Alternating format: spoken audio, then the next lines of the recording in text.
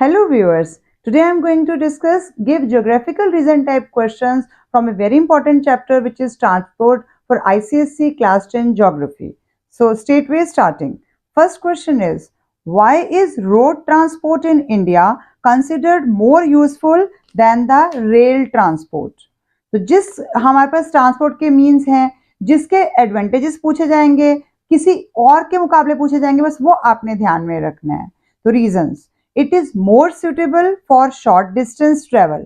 सबको पता है रोड ट्रांसपोर्ट ज्यादा अच्छा है ना अगर हमें शॉर्ट डिस्टेंस के लिए जाना है. It provides door to door services. Perishable products can be transported easily. Saves on cost of transporting from the station. एक जगह से दूसरी जगह जो हमारा जाने का ट्रांसपोर्टेशन का कॉस्ट है वो भी बच जाएगा अगर हम घर से डायरेक्टली निकल रहे हैं और अपनी ट्रांसपोर्ट है या रोड ट्रांसपोर्ट है. तो next is roadways is not well developed in North East India. अभी हमने किसके बारे में बात किया, नॉर्मल रोड ट्रांसपोर्ट के, लेकिन northern eastern states mean seven sisters वाला जो हमारा एरिया आ जाएगा. Roadways is not well developed in North East India because of its rugged topography. आपको पता है उधर गैरो, खासी, जयंतिया, कितनी सारा उधर पहाड़ी वाला एरिया है. Mostly forested land, rugged topography, mostly forested land and presence of many streams which hinder the construction of roads. Next, railways are classified under the public sector. आपने पब्लिक प्राइवेट सेक्टर पढ़े हुए हैं. अब railways को हम public sector में क्यों consider करते हैं? This might be the another reason. Railways are classified under the public sector in India as it is a lifeline of the nation and requires a large capital investment to connect every corner of the country. बहुत पैसा खर्चना पड़ेगा. It is a governmental entity under the Ministry of Railways and it requires large investment. तो कौन अपने खर्चे पर पूरा सिस्टम बना देगा? So that is why this come under public sector. Next is, a good network of transport is of great help for the development of the economy. A good network of transport is of great help for the development of economy since it helps in points: movement of labor, goods and raw material for industrial growth, agricultural development and urbanization.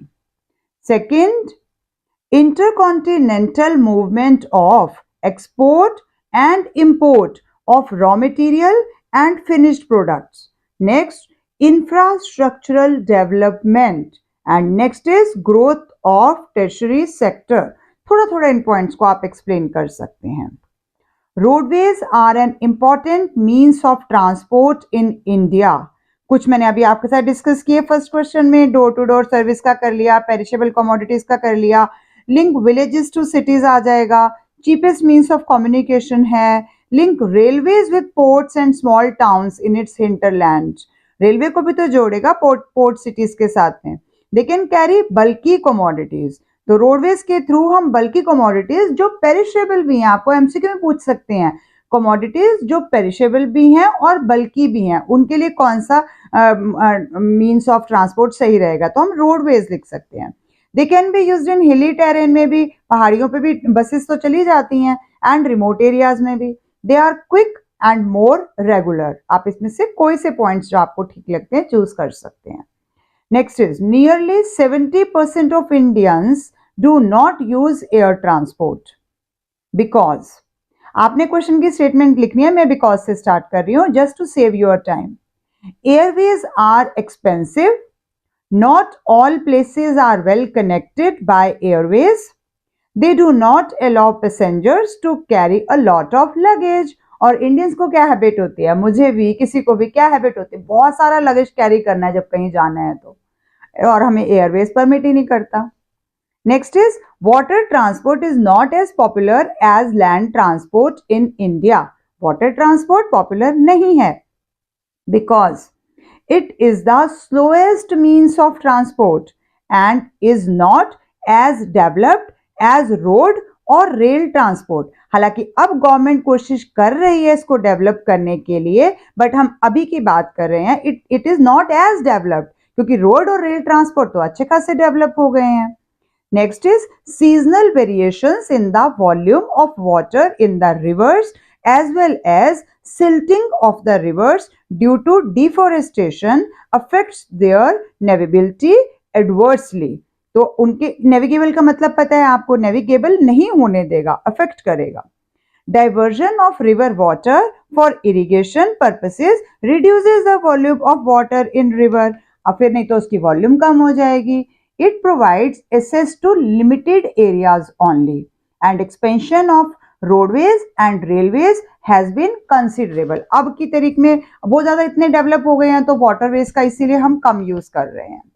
Next is means of transport are called the lifelines of a nation's economy. क्यों कहते हैं? First point, movement of labor, goods and raw material for industrial growth, export and import of raw materials and finished products, infrastructure development and growth of tertiary sector. ये point मैंने पहले भी discuss किया, question change हो गया कि हम means of transport यहाँ सबके लिए जनरल बोले कि हम उनको लाइफलाइन क्यों कहते हैं. Next is rail transport is useful for the people of India.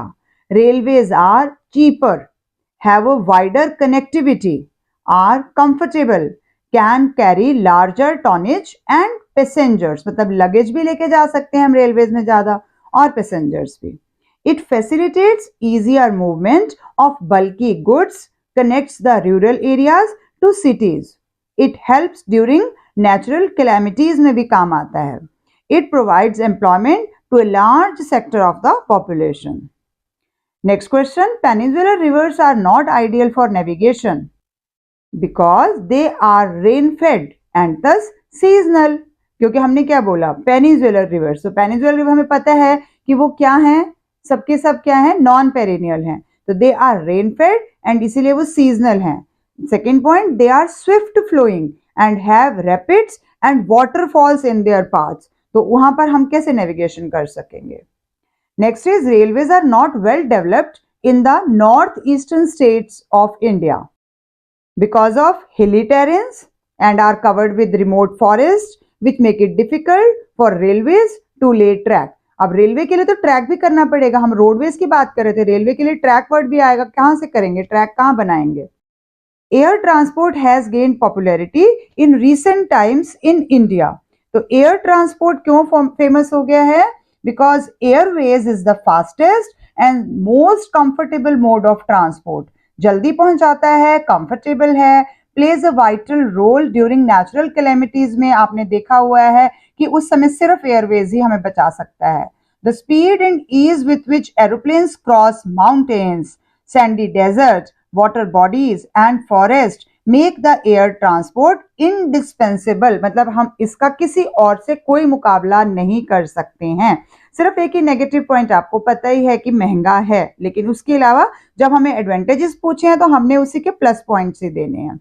Next is NSEW is helpful for India. North south and east west corridor project बन रहा है हमारा. Is managed by the national highways authority of India NHAI under the Ministry of Road Transport and Highways.